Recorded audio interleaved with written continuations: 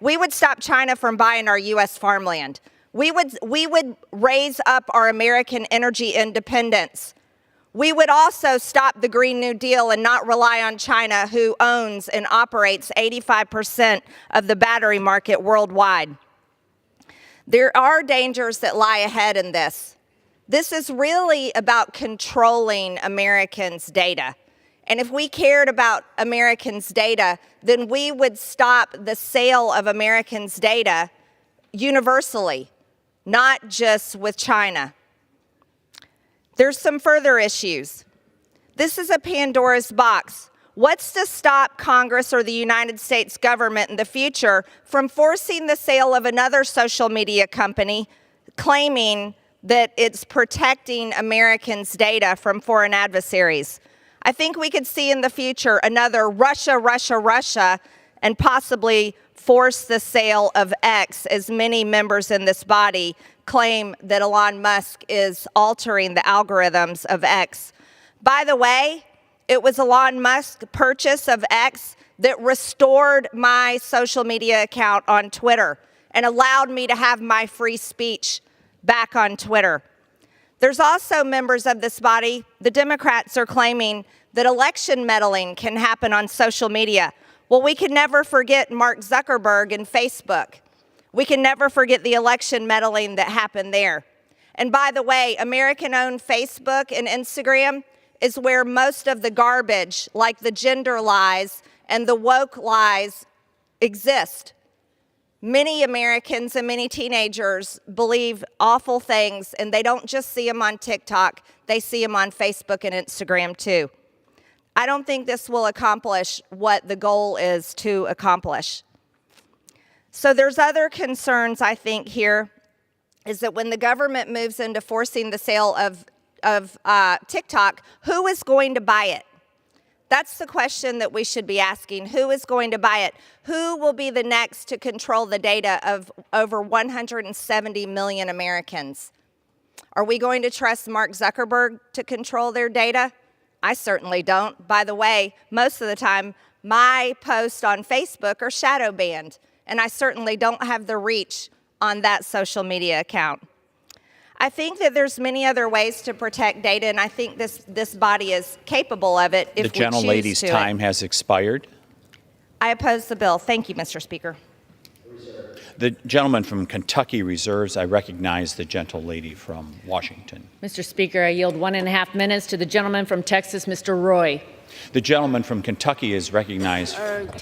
Texas is recognized for 1.5 minutes. I thank the Speaker.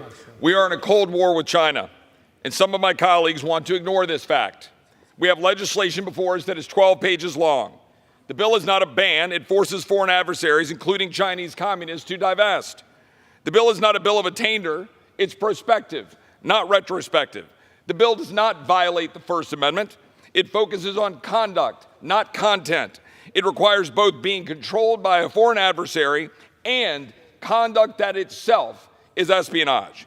If you just had one alone, it might be debatable, as the gentleman from North Carolina or Senator Paul note, in that it might protect Americans' rights to seek out and obtain foreign propaganda.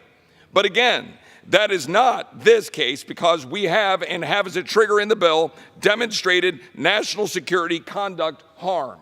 To be clear, we've properly taken action at the device layer by banning Huawei and ZTE spy gear. We've taken action at the carrier level, prohibiting China Mobile and China Telecom from connecting to our networks based on a determination they are controlled by the CCP and a national security threat.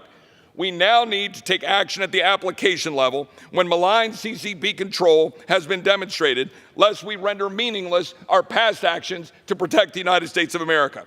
We should ban Chi-Com ownership of our farmland or drug manufacturing, but we should fight them here and ban the foreign ownership and control of American data and stop apologizing for the Chinese communists. I yield back. I reserve. The gentlewoman from Washington reserves, and I'll recognize the gentleman from Kentucky. I yield 1 minute to my friend on the other side of the aisle, Mr. Garcia from California. Gentleman's recognized for 1 minute. Thank you, Mr. Speaker. I have enormous respect for the efforts of my colleagues to focus on security and data protection, and I share many of their concerns. But I disagree with this approach and bill that could impact 170 million Americans who use TikTok. 1/3 of all U.S. adults use the app, and millions of entrepreneurs and small business owners use the platform to support their family.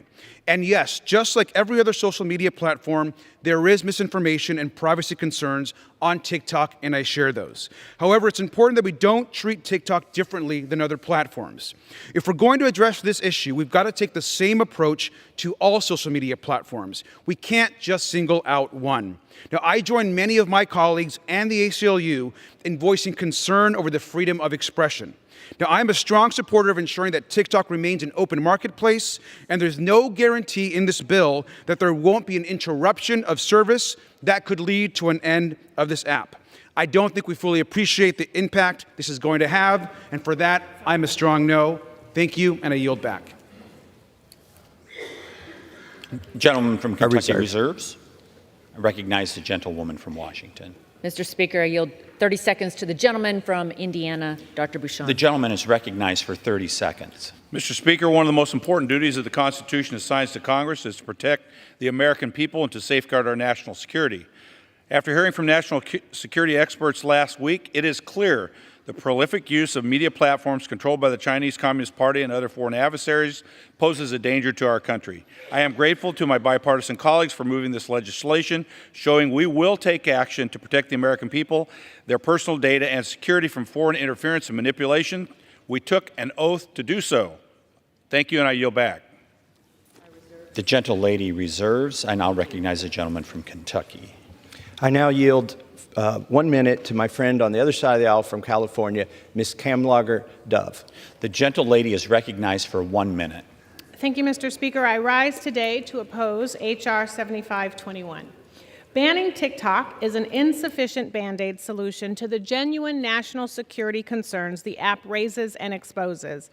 The bill seriously undermines civil liberties by essentially banning a platform that 150 million Americans use to engage in free speech and expression. A statewide TikTok ban has already been paused by a federal judge on First Amendment grounds. Even without TikTok, the PRC could still be able to conduct influence operations on other social media platforms and obtain sensitive U.S. user data through hacking or data brokers. Finally, this bill would greatly expand the executive's authority to ban tech companies with zero congressional oversight. I cannot sign a blank check to some future president who would easily and dangerously weaponize this legislation to profit and silence. Creatives, artists, content creators, and businesses in my district will get caught in the crossfire of this bill and deserve better than federal overreach as a substitute for a thoughtful and incisive solution to this complicated national security challenge. Thank you. I yield back. Reserve. Gentleman from Kentucky Reserves. I recognize the gentlewoman from Washington. Mr. Speaker, I yield 40 seconds to the gentlewoman from Iowa, Ms. Henson. The lady's recognized for 40 seconds. Thank you, Mr. Speaker. I rise today in support of this simple bill. It forces TikTok to cut ties with the CCP or lose American users. The day after we introduced our bill, TikTok went into panic mode. They lied to their users, saying Congress was going to ban TikTok, using young kids as political pawns. TikTok's growth stunt proved our point. What if on Election Day, TikTok sent out an alert saying our elections were canceled? We must act now. Today, we're sending a message to the CCP that we are going to deflate the 140 million spy balloons that they have installed on American phones. We must act and pass this bill today. Thank you. I yield back. The gentlelady reserves. I now recognize the gentleman from Kentucky. Reserve.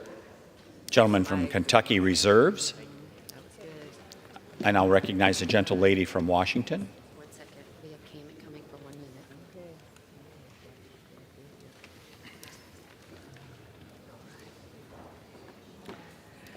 Mr. Speaker, I'm pleased to yield 1 minute to the gentlewoman from Florida, Ms. Kamick. The gentlelady from Florida is recognized for 1 minute. Thank you, Mr. Speaker. Today we take a stand against the Chinese Communist Party and their efforts to turn content creators in America into foot soldiers for the CCP. You know, we aren't banning a company as the high-paid lobbyist for ByteDance, which is owned by China, would lead you to believe. We aren't infringing on constitutionally protected speech or growing the size of government. All we're saying is break up with the Chinese Communist Party. As a constitutional conservative, I don't want my government or big tech to have unfettered access to my private data. So why in the hell would we want and allow the Chinese Communist Party to have access to our private data? The CCP is an adversary of the United States, and this legislation narrowly, thoughtfully, and directly addresses the national security threat and protecting Americans' data and, by extension, their First Amendment rights. Because let us not pretend for 1 second that TikTok is not infringing on our amendment, our First Amendment rights. I would say that this bill, as Representative Roy from Texas said, this bill is about conduct, not content. Gentlelady's time has expired. Conduct, not content. And there is no restriction mentioned on content in this bill. Time has but expired. I will mention, Does the Mr. gentlelady Speaker, I will from Washington mention reserve? that the espionage is not covered or protected as one of the five tenets of the First The gentlelady is no longer Amendment. recognized. The gentlewoman from Washington, you have 1 minute and 3/4 time left, and I now recognize the gentleman from Kentucky. Right there. I'd like to now yield 1 minute to my good friend from Arizona, Mr. Schweikert. The gentleman is recognized for 1 minute. And thank you, Mr. Speaker Pro Tem, and to my friends. I actually am about to try to make everyone mad. Yay! I actually believe data is a private property right. It belongs to you as an American citizen. The problem with our design here, it's really well-meaning, but it doesn't get at the structural problem. So you have an entity over here, they divest. What makes them not then take the data, sell it to a data broker, and it gets washed and ends up still in the bad actor's hands? You got to understand, there's even articles out this week of even our own three-letter agencies buying their data now from data brokers instead of doing the tracking. We need to think dramatically more globally. Your data is a private property right. That will be the only way we end up protecting ourselves from bad actors and sometimes even our own time has selves. expired. And with that, I yield back. The gentleman from Kentucky reserves, I believe he has 3 minutes. 3.5 minutes available. And I'll recognize the gentlewoman from Washington. Mr. Speaker, I yield 30 seconds to the gentleman from Michigan, Mr. Wahlberg. Gentleman is recognized for 30 seconds. Mr. Speaker, last March, when I asked about America's data being stored on and accessed by China, TikTok CEO stated under oath that it was not accessible by the CCP. However, this statement was a lie. As her own internal recording said, everything is seen in China. H.R. 7521 gives TikTok and similar apps 6 months to divest from their parent company, ByteDance. It's their choice. TikTok needs to decide whether they value their users or their ties to the Chinese Communist Party more. Simple as that. Vote for this bill. I yield back. The gentleman yields, and the gentle lady from Washington yields, reserves. Gentleman from Kentucky will be recognized. I reserve. The gentleman from Kentucky reserves, and I'll recognize the gentle lady from Washington. I reserve. Gentle lady from Washington reserves. Is the gentlelady prepared to close? Prepared to close. You have no other speakers? I have one more speaker, and we'd like to close. So I'm going to wait. I'm going to reserve until you are ready to, until your time is expired. Are you prepared to close? I'm prepared to close. Okay. If the gentlelady has no further speakers. The gentle lady from Washington has the right to close. Yes. Okay. All right. I'd like to close. The gentleman from Kentucky is recognized. Thank you, Mr. Speaker. I know the other side is sincere, and we've not questioned that here today, and I won't question their sincerity. In fact, I think they've identified at least 3 problems that we have in America: moral decay of our society, invasion of Americans' privacy, and our competitiveness with China. But in this case, their cure is worse than the diseases. You know, there are ways to get at these root problems. We just haven't taken it upon ourselves to address those root problems with actual legislative solutions that have been put forth here in Congress. For instance, Mr. Warren Davidson's The Fourth Amendment is Not for Sale Act would put a strong stake in the ground to protect Americans' privacy, whether it's from our own government or some foreign governments. That is the kind of thing we need. We need warrants in the FISA program. Our government shouldn't be able to spy on Americans without a warrant, yet they are. Let's bring that to the floor and vote on it. These are the kind of cures we need, not the bill that's offered here today.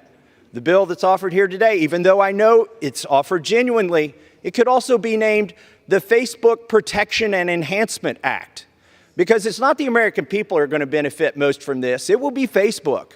Their stock is going to go up if this bill should pass the Senate. Now, what are some ways that we could improve this bill? Well, it should at least have a sunset. I mean, that's the only reason we're able to debate whether FISA should have warrants in it, because it sunsets. And what have we observed? FISA's been abused. That's my concern with this TikTok ban. It will be abused. If it's just banning TikTok and ByteDance and copies of that, why does it need to be 13 pages long? And I know they say it doesn't ban it, it forces divestiture of the company. This sounds like when American companies try to do business in third world countries and a dictator says, well, you can do business here, you just got to give me your company, and now you can continue to do business. We wouldn't let another country take over Ford Motor Company for selling Ford cars in their country. Yet that's what we're wanting to do here. And again, you know, this is a cure that is worse than the disease. Who's going to be prosecuted by this bill? Is it ByteDance or TikTok? Will they be taken to court?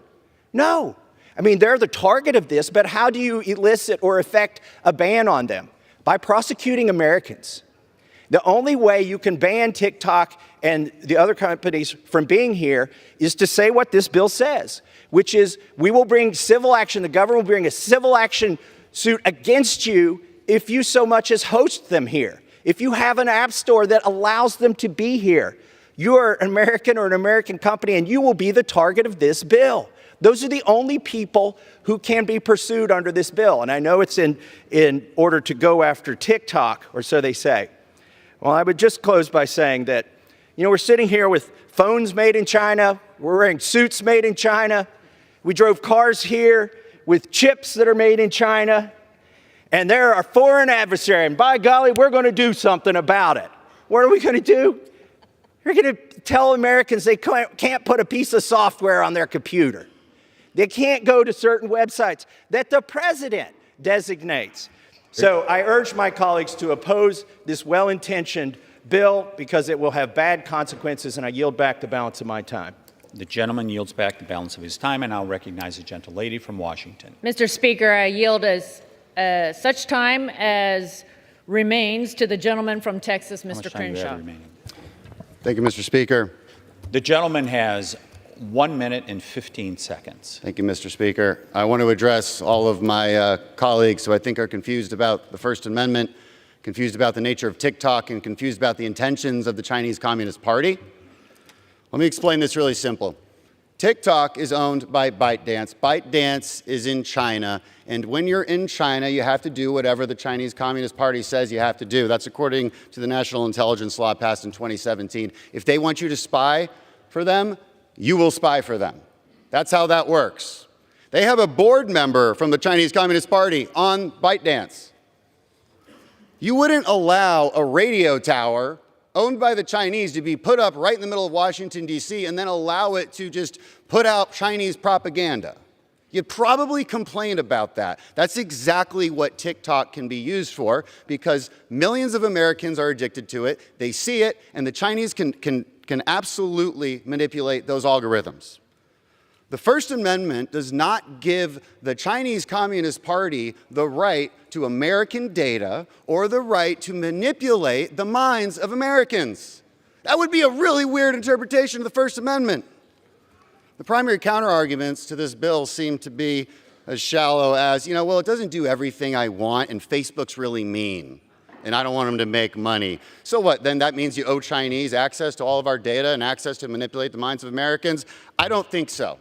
This is a very specific bill, very specifically tailored. It does not harm American companies or American individuals. You know it, you gotta read it, pass this bill. And I yield back. All time for debate is completed. The question is, will the House suspend the rules and pass the bill H.R. 7521 as amended? Those in favor say aye. Those opposed, no. In the opinion of the chair, 2/3 being in the affirmative. Mr. Speaker, What purpose does the gentleman from Kentucky rise? I request the yeas and nays. The gentleman from Kentucky requests the yeas and nays. Those favoring a vote by the yeas and nays will rise.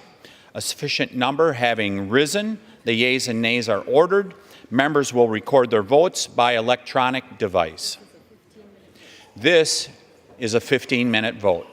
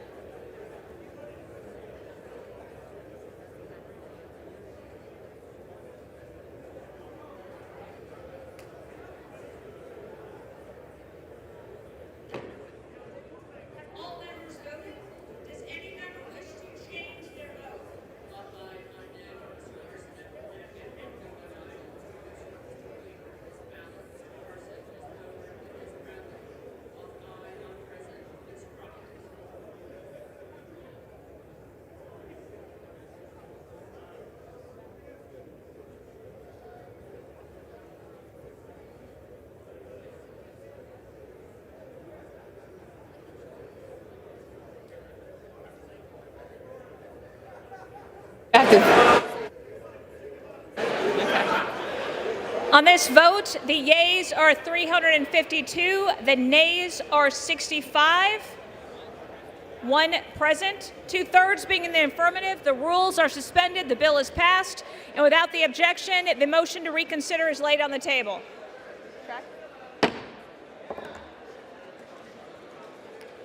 Pursuant to Clause 8 of Rule 20, the unfinished business is the question on suspending the rules and pass Senate 1278, which the clerk will report by title.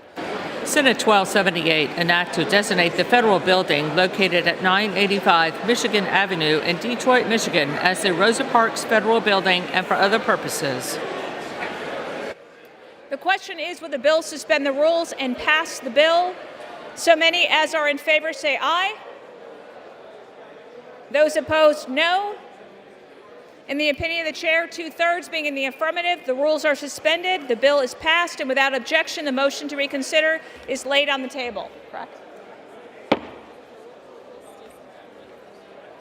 For what purpose does the gentleman from New York seek recognition?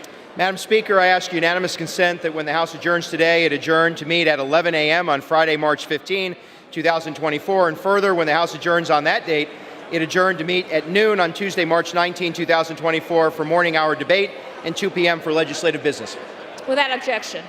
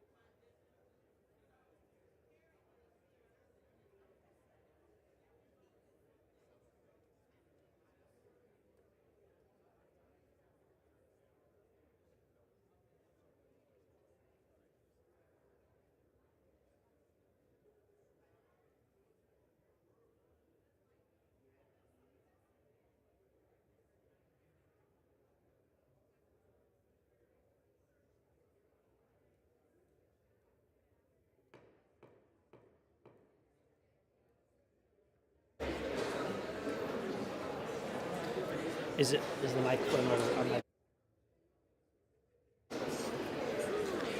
The House will be in order. Members, please take your conversations to the rear or the side gallery.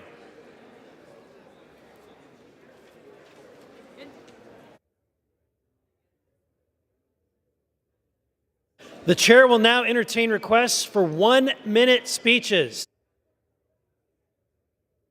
For what purpose does the gentlewoman from Arizona seek recognition? I ask unanimous consent to address the House for 1 minute. Without objection, the gentlewoman is recognized for 1 minute.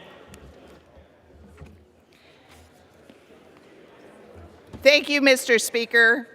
I rise today to recognize someone whose service will be felt by future generations of Arizonans. Arizona Senate President Warren Peterson. Senator Peterson's service to the people of Arizona began in 2012 when he was elected to the Arizona House of Representatives. Throughout his time in the House, he served as chairman of the Judiciary Committee and Majority Leader. Once his time in the House came to an end, Senator Peterson was elected to the Arizona Senate, where he became president in 2023. Under his leadership, Arizona has accomplished school choice, passed tax cuts for families across the state, and worked hard to enforce border security in the face of opposition from the left. During my own time in the Arizona House of Representatives, I was lucky enough to serve alongside President Peterson, where he was a respected colleague and a friend. Peterson's service to Arizona cannot be overstated, and his leadership is appreciated by all Arizonans. Thank you, and I yield back. For what purpose does the gentleman from New Jersey seek recognition? Ask unanimous consent to address the House for 1 minute, revise and extend my remarks. Without objection, the gentleman is recognized for 1 minute. Gentlemen, suspend. The House will be in order. Please take your conversations to the rear or the side galleries. Gentlemen, proceed. Thank you, Mr. Speaker. Mr. Speaker, I rise today to celebrate the Eagle Scout project of Michael Costeria. Michael Costeria is a boy scout from Union, New Jersey, and he wanted to upgrade the almost 300-year-old Caldwell Parsonage. The Caldwell Parsonage was the home of the Reverend James Caldwell, a strong Patriot supporter during the American Revolution. The original Caldwell Parsonage was burned by Loyalist mobs in 1780. Later that year, Caldwell's wife, Hannah, was killed by British soldiers during the Battle of Connecticut Farms.